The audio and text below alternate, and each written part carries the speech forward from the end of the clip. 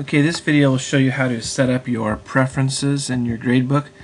Once you've logged into your gradebook, you can come up to PowerTeacher Gradebook and come down to Preferences, and that'll open up your Preferences window. And you'll only have to do this one time at the beginning of the year. And under Grading, we want to click on Truncated, and on Store Calculated Grades with Up To, we want to leave it on 0 decimal places. That might already be set like that. The reason we're going to do that is because we've decided that a 90% is the lowest A minus, for example. So if you have an 89.8%, we don't do any rounding up. You have to get the 90 to get the A minus.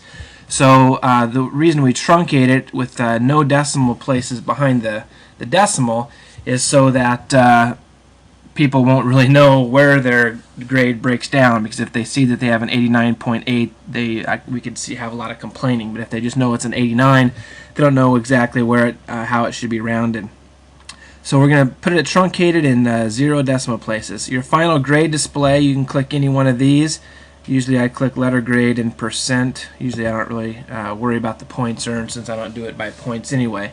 But you could select those, and then in your grade book it'll show those for your final grade. And if we go to the section, choose the identifier used to distinguish sections in the class list. You can choose section, period, day, or section number. If you look up here in your grade book, like right here, it's originally set on section, period, and day, but since my classes I have the same things every single day, that's a lot of kind of junk in there for me, so I might choose section number.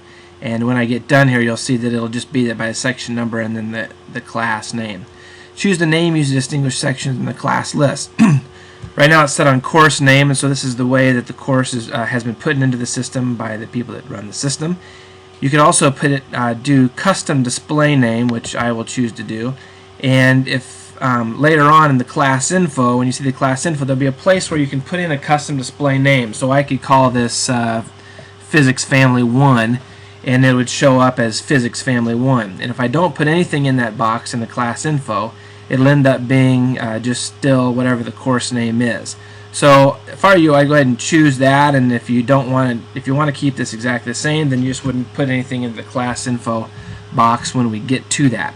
You can sort by period, day, section number, or course name. Usually I just keep it period, day, which I would imagine most people will, and that'll keep it ordered right here.